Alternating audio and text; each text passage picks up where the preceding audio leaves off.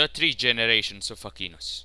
Benigno Serviliano Aquino, also known as Ninoy, was born in Concepcion, Tarlac, to a prosperous family of hacienderos.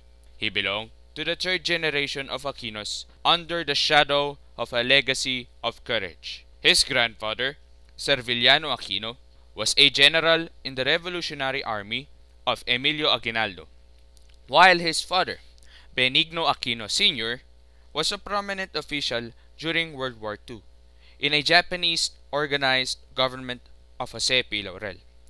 His mother was Doña Aurora Aquino Aquino, who was also his father's third cousin. His father died while Benigno Aquino was in his teens.